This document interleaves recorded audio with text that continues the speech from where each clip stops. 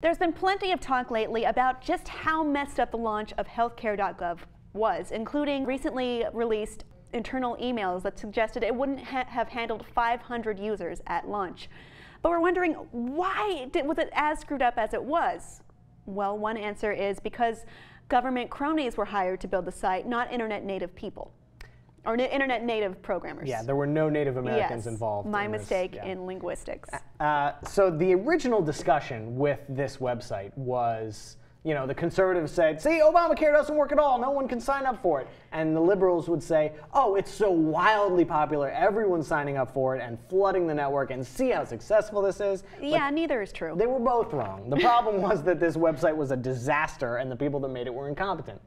And you could say, oh, well, why were these people given this task to create this website? Well, why is anyone given any contract from the government? From the government? Yeah, there's a lot of questionable reasons and motivations. What I want to talk about is no-bid contracts. Okay. It was the Sunlight Foundation that kind of looked into this and figured out which companies were listed like as creators for this, and they found that none of them have any experience making any kind of website that could run this sort of service. That could handle a huge consumer front-based website. Right. Booz Allen Hamilton, Northrop Grumman, which is a defense contracting giant, the SAIC, which was in charge of building that horrendous FBI website that went like $220 million over budget, and then they didn't even use it, it was so bad.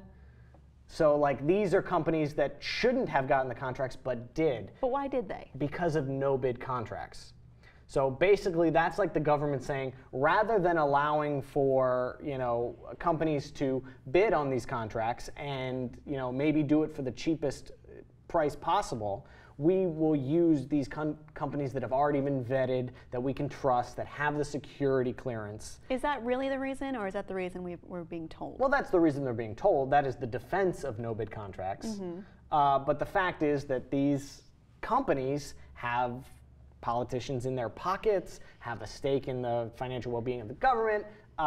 They are political cronies. They're essentially, yes, cronies with no real experience with this, but they do know who to talk to and what to say, and they've got certain people already bought and paid for. It's yeah, essentially they don't have to compete, so they can charge whatever they want.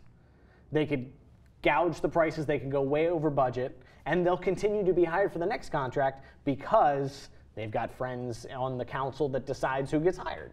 Right. Which means that not only do you go way over budget, do you spend way more than you have to, but you're not guaranteed a product of any quality at all, as referenced by Healthcare.Gov.